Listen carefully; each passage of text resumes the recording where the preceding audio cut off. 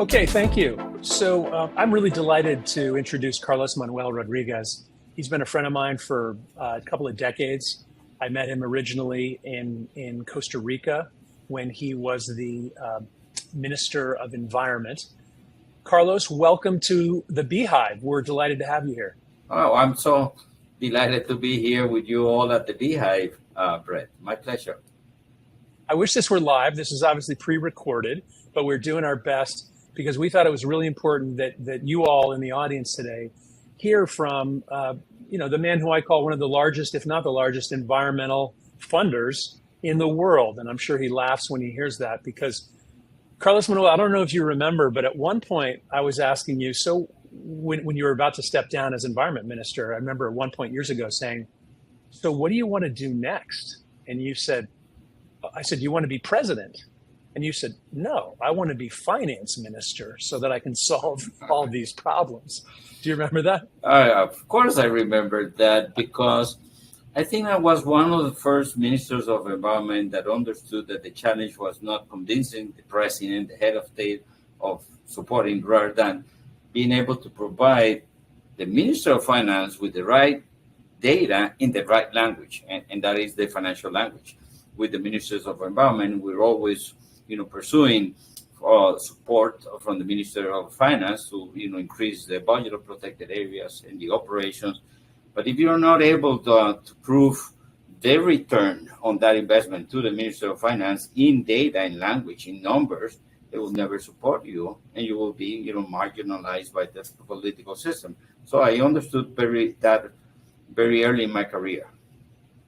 That's great. Well, so that's apropos of the conversation that we want to have today, because in a way you had to be the right messenger with the right message in order to influence, the finance minister when you were environment minister. So for those of you who don't know, the GEF, well, Carlos, why don't you tell the group, what is the GEF and why is the Global Environment Facility so significant within nature conservation? Oh, it's my pleasure to do that. So the GEF, the Global Environment Facility, was created in the aftermath of Rio 1992, where all countries gathered around the aspiration of agreeing on global environmental agreement. And this is where the Convention on Biological Diversity, climate change, and land degradation came together. Even Agenda 21 was instrumental. So developing countries were saying, well, we're willing to commit in these conventions, but we need financial support and we need technological transfer. Those were the two important issues. People tend to forget, Brett, but in 1992, 2/3 of protected areas were located in the global north and 1/3 in the global south. So part of the agreement was to change that balance, because most of the biodiversity in the planet is in the global south, in many different ecosystems, not just tropical forests or tropical ecosystems. And today, 30-something years later, 2/3 of protected areas are in the global south, 1/3 in the global north. Still, we got a major financial gap in between, but I think that we have done a lot of progress. So the GEF was created to support the strategic finance to developing countries. Today, the GEF has in operation, in implementation, around 1,700 projects in 145 countries with a budget of around $8.6 billion. Probably co-finance will be in the numbers of $50 billion. So yes, we are the largest financial mechanism for the International Environmental Conventions, and we support developing countries. The GEF has a secretariat in Washington, D.C., but is governed by a council of 32 constituencies representing developing and developed nations. Okay, so you're talking about being the former environment minister of Costa Rica, I think twice, the former senior managing director for Latin America for Conservation International. So you also did time in the NGO world, like where I sit at RARE. You're familiar with the challenges we have trying to create change. And, at this point, with your role at GEF, you're working with many, 150 plus nations around the world. So when you think about obstacles to biodiversity conservation in your career, what have you learned? Everyone in this audience today is focused on, at least in part, how to leverage what we have learned about human behavior, psychology, evolutionary biology, behavioral economics, decision sciences. What is it that you've learned as a global environmental leader about how significant behavior change is to get conservation done? Well, that's a very good question, Brett. Thanks for that. First, let me say that conservation works. And even though it sounds like logic or something simple, but the latest science has told us and indicated that when we do well manage conservation actions, it does generate ecological benefits for the longer term. So there shouldn't be any doubt that putting together a system of protected areas in the country will not only help the country to keep their natural capital, but that natural capital, part of a larger ecosystem, provide with environmental services which are instrumental, critical for the well-being of the people and the economies. So I believe that that is one major important element. The second element that I want to say is that throughout my career, even though we've been doing conservation and embedding conservation into the social contract of our societies, we have lost probably 70% of this populations of plants and animals in the last probably 50 years. So today, as an example, just to give a dimension of what this does means, today, Brett, if you take all mammals of planet Earth and put them together, 94 of them are humans, cows, donkeys, pigs, dogs, and cats. And just 6% of mammals of planet Earth are wild animals. So biodiversity is highly threatened. And it's not just, climate change on one side. Biodiversity loss is a major global threat. And the very interesting thing is that climate change and biodiversity loss are two sides of the same coin. Are the end result of a irrational, unsustainable consumption and production pattern. So those two things are important and relevant. Two other elements associated to behavioral science. One is that I come from a society, a country, Costa Rica, that has understood that the most relevant investment you can do is investing in your richest resource, which is our human resource. Costa Rica has been systematically investing in health and education. It's a country that abolished the army 77 years ago, and all the resources that were used to, be earmarked for defense and war and those kind of things were now invested in human development, particularly education and well-being. Having people doing great, by living a decent life, long life expectancy, and having opportunities for growth and development, material or intellectual, makes a society more happy, better situated to really understand the longer term investment that a society should be doing. And one has to do with the restoration of nature, because to be frank, in my country, we destroy most of our natural ecosystems, but the restoration of nature in Costa Rica came very strong. And I link that to the well-being of the people, to being able to have scientists that do the study of human behavior through systematic experimentation and observations. And this is what behavioral science is behind it. Even though my background is on environmental law and I have worked many years in politics and policies and legal frameworks are not in front or before the behavioral science change that is being generated by knowledge and understanding. First, you need to have people really thinking out of the box and being able to connect the benefit side of human development, economic development, and the protection of nature. And I think that Costa Rica is a good example of that. We didn't have the enlightened politicians who came with the wonderful laws, like the laws on on forest conservation, payment for environmental services, protected areas in Costa Rica.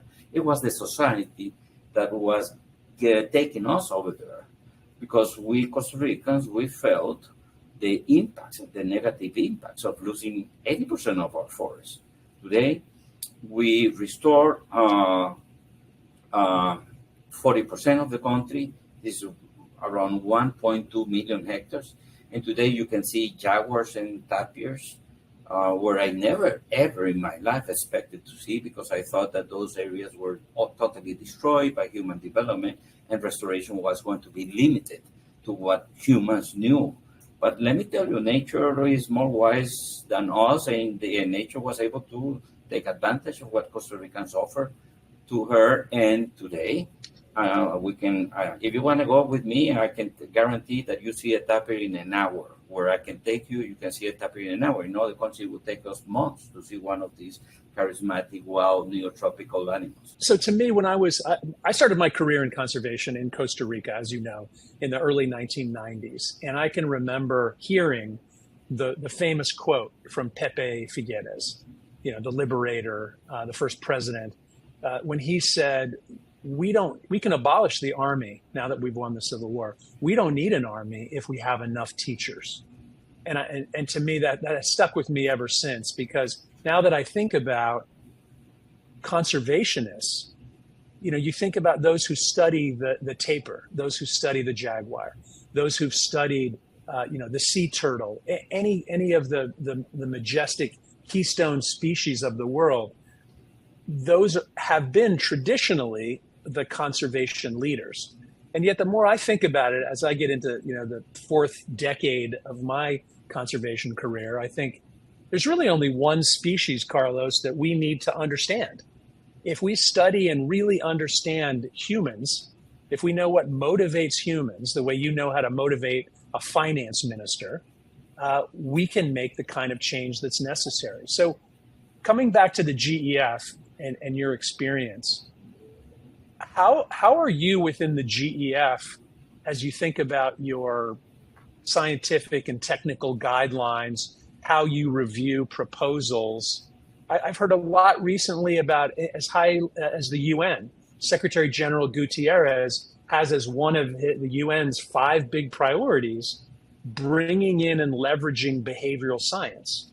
How are you all at the GEF thinking more about people-centered and behavior-centered solutions? What does that look like in reality? Well, I think a couple of good examples are community-based conservation or community-based logging, which are very good experiences on this, where many of these new approaches to manage natural resources are based on deep analysis and study of human behavior, and through different approaches, being able to see what really works, and also work from a financial point of view. It needs to be cost effective, and here's where we got staffed the technical advisory panel to the GEF that does a lot of scientific analysis of what we do and how do we measure things and how do we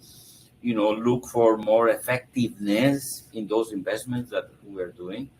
So even though you may see the GEF as an organization that has all the elements in place so we can take the best possible decisions, let me be frank and tell you, Brett, that we still play by ear a lot. Play by ear, and behavioral science has a big responsibility in an organization like the GEF, helping us really focus and narrow down on those activities and through those stakeholders that give us the highest return. Because this is the mandate of the GEF. We need to generate global environmental benefits in a cost-effective way. And it is very challenging many times to be working with countries which has all kinds of limitations. We work a lot of countries which are coming from a violent conflict, and we need to support them.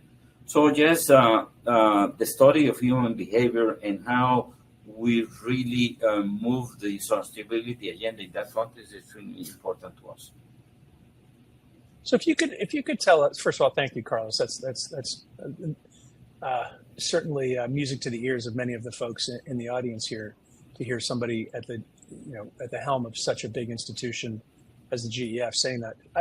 If you were to look back in your career, what are one or two examples where you actually saw a group of people change their behavior in a way that measurably, meaningfully produced outcomes for biodiversity or for conservation?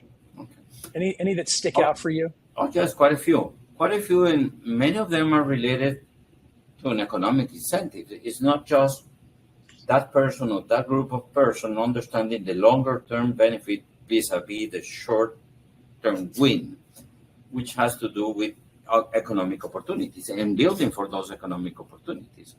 When we put together the payment for environmental services as a forest incentive policy in Costa Rica, trying to revert the rate of deforestation, we were very, very clear that we needed to bring farmers into the program, that the only option was cattle ranching because the soils were very limited. So we did a lot of, studies. I remember with the School of Sociology, that gave us, the possibility to do some polls and surveys that gave us a lot of insights on what people were expecting to do in terms of, moving from cattle ranching to conservation. And yes, of course, the fact that we can be able to provide them with a specific funding that matches the cost of opportunity of doing cattle ranching was very important. But I was really exposed for the first time to this kind of, human behavior, and that was very interesting.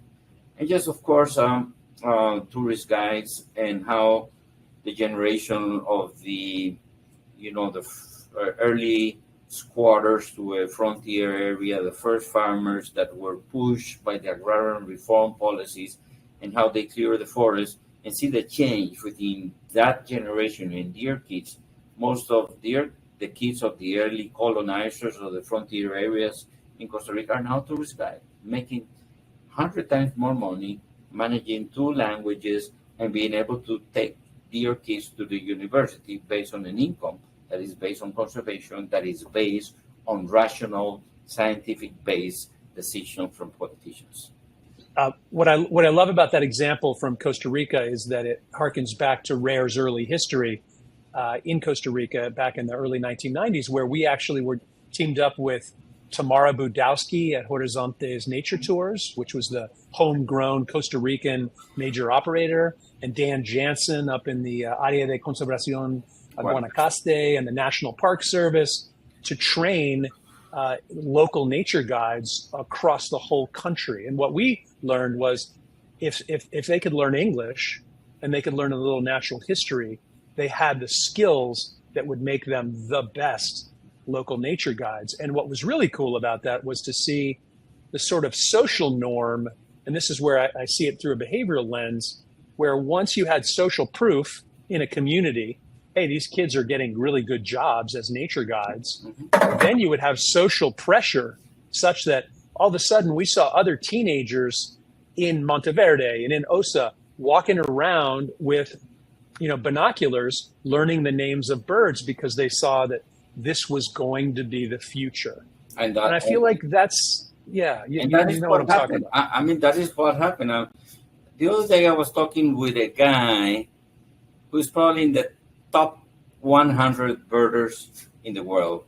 And he said to me, I love to go to Costa Rica because those guides, those local guides, know much better the birds than I do.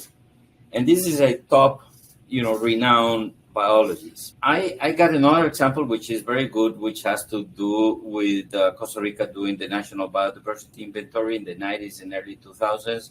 For that, we need to train a lot of people to do the recollection of animals and plants in the forest in protected areas.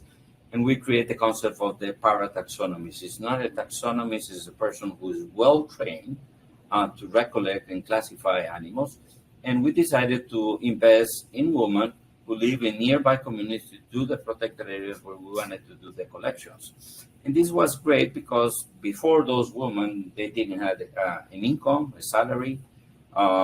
Most of their partners were cowboys in the cattle ranches around the town. So for them, it was a great opportunity to work, have an income. But eventually, we found that we were investing in the future leaders of that town, those women and the kids, because that's another element.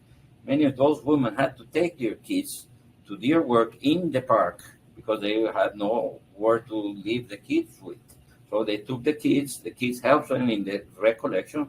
Now many of those kids are park rangers or tourist guides today, doing much better than their mother and father, of course. And they became leaders in the town. That was, a great story. Yeah, we were confronted with a lot of, disappointed husbands that all of a sudden their wife was making more money than them, that they were becoming independent, that they knew much more than them, that they began learning English. That was the kind of problem that we were confronted previously. There were all kind of situations where women were limited in their rights. Evidently, that was a very good story. There are many other stories, but I think that this has to do, with a lot of human behavior and how, the study of human behavior help us be more effective in our conservation actions. I love it. That parataxonomy story was a big motivation for us. In fact, we interviewed, I remember interviewing Dan Jansen for a couple of hours to ask Dan and his staff in the Guanacaste Conservation Area, how they picked those people and how they trained them.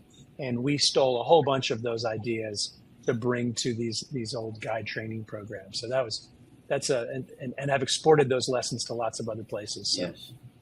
We were all students of conservation in Costa Rica at some point. So let's close out this conversation by I want to share with you a big fear that I have, and I want you to wax a little philosophical in your response. When we think about the major challenges facing humanity, we think about genetic engineering, we think about artificial intelligence, we think about climate change. For my money, those are probably three of the biggest threats, because in some way, all of them can lead to an erosion of democracy. All of them can lead to civil strife, serious challenges facing us. And the challenge is, the question is whether humanity is mature enough to govern itself. And so I think biodiversity conservation, ironically, in some ways is at the forefront of taking something like our atmosphere or the ocean or forests and trying to figure out how to govern them. So as a former environment minister who wanted to be finance minister, now that you have more money for nature than most finance ministers, if you could wave your magic wand, what would you do about people? Well, what a question. First, let me say, Brett, that to me, it is evident and clear that by far the most challenging element that we are confronted with in order to protect nature, restore nature, and use nature as a way by which we can prosper and overcome many of the problems that you mentioned. We need to stop all the wrong policies and incentives and subsidies that are in place that has a big toll in the biodiversity at the planet level. Saving biodiversity and saving ourselves in that effort is not a matter of looking for those resources somewhere and mobilizing them to where they are needed. It is the challenge is an issue of lack of policy coherence. Today, without a single exemption, I can go from the most developed, richest nation all the way to the last one, that all of the countries in planet Earth still invest much more resources in activities that destroy nature and contribute to climate change than what they invest in protecting nature and making our consumption and production patterns sustainable. So that is the best example of policy incoherence. And That is by far the biggest challenge. And for that, unfortunately, the ministers of environment are very weak or very far from where the main decisions are being taken. So even though we got targets like in the CBD, the new framework for biodiversity conservation, where we want to go from nature negative into nature positive, there is a target, which is target 18, that specifically talks about this very specific issue. Unfortunately, to the common citizen in Washington, in San Jose, in Rio de Janeiro, in Lagos, in Johannesburg, or in Jakarta, for the common citizen in those cities, conservation of biodiversity should be done by the ministries of environment or the conservation agency, and yes, please give them more money. And that's what the impression that they do have. They don't understand that the whole political system, from planning to budgeting, continues to invest much more resources in activities that are killing life in the planet, that are affecting the system that sustains life, than what we should be investing in taking care of nature with the evident benefits of nature. So I think that is the biggest challenge. And I strongly believe that, yes, it is a political challenge, but we need the science behind the understanding of how political decisions are taken and how the system began to change. And throughout the history of humans, we have seen that problem. Now, you mentioned some global challenges like AI, and mixed up with Spanish, climate change, and another. For me, the biggest challenge is the lack of possibilities of modern societies to cooperate all together. We will never achieve, the human development indicators and goals of the SDGs or the, climate if we don't cooperate. And at this point, Europeans, Americans, and Canadians are not able to agree with China and Russia on many things, and we need all them together. So, and at the country level, I see, and you mentioned the erosion of democracies. Yes, it's evident. The new technologies and the new ways by which every single common citizen can give an opinion, have an influence, is eroding democracy. And I strongly believe that not only at the global level, we have proven to have very little capacity to cooperate amongst ourselves, but at the national level, it's happening the same thing, where you have nationalistic, populist governments on the same lines of thought that we are the designated one, and everyone outside this nation is not welcome, and all of those things that is very serious. That will erode democracies at the country level, and that will erode any possibility of having a common understanding at the global level to deal with the global challenges. Love it. I think it's so well said when you talk about the need for cooperation as being the most fundamental of changes needed globally. I'm going to ask you, Carlos Manuel, to answer one last specific question, and it's to bring this down to brass tacks. We know that behavior change has explicitly been called out as a cross-cutting issue in the most recent GEF allocation. So when you raise the last billions of dollars, one of the explicit called out priorities was, I'm not sure exactly how you worded it inside, but behavior change as a cross-cutting issue. Can you just give us a sense of what that actually means? What can we, for the folks who we want to encourage to think more about bringing behavioral insights, learning how to push certain kinds of social norms or behavior changes in GEF projects, what does that actually look like? So, even though you mentioned how important, relevant, and even large the size of the GEF, we're still a small drop of water in a huge ocean. We don't move the needle with our billions of dollars, unfortunately. But if we know where we should be going, that small drop of water can be very powerful. And this is what I'm trying to do at the GEF. With limited resources, we know that we can have a major impact in moving the needle toward the sustainability side as we understand much better human behavior and how humans take decisions and how they cooperate under this, social contract that is, the governing structure that we have in our societies through a state and a system of check and balances. So what I see again, Brett, is that there is a lot of incoherence on how the state governance defines how to invest and how to generate impacts and results. And once more, I strongly believe that we have, particularly in the executive branch, we have designed agencies that has proven to fail in terms of giving us our sustainability aspiration. Why? Because they work on silos. You got a Ministry of Agriculture working with domesticated biodiversity here. You got a Minister of Environment working with wild biodiversity over there. You got a Minister of Energy and Mines working with non-renewable natural resources with a very different opinion. And then you got water and you got soils and many other agencies with different visions, with different plans, with confrontative ideas. I mean, what better example that a minister that was trained to do oil and gas, willing to do oil and gas in protected areas or indigenous territory. What a best contradiction that one, but that happens on a daily basis. So the study of human behavior, particularly for us in how decisions are being taken, what is the kind of information for the Minister of Environment and Minister of Finance on how a cabinet meeting operates in terms of defining a national development plan is extremely critical to us.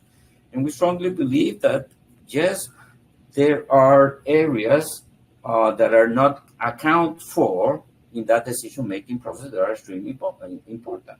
The benefit of keeping forests, offsetting carbon, producing water, protecting biodiversity, the economic benefit of that is not factored in when we do the GDP analysis or when we do the national accounting.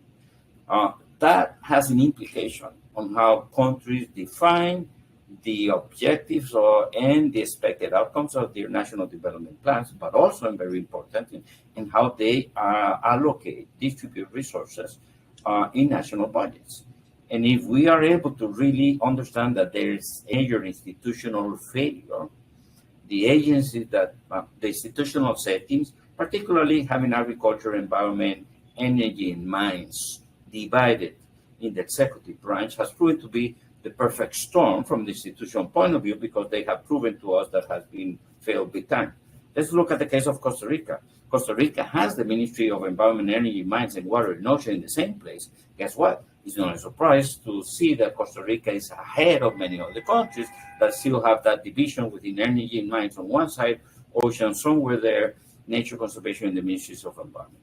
So I think that for us is important. We need to invest in coherence, and we need to help countries understand that we need to redesign the executive branch with agencies that work at the landscape and seascape level, not at the national resources level. This is with energy, this is with minerals, this is with renewable natural resources, this is wild biodiversity. I mean, we need to integrate. The more you integrate, the higher the results and the more sustainable those results.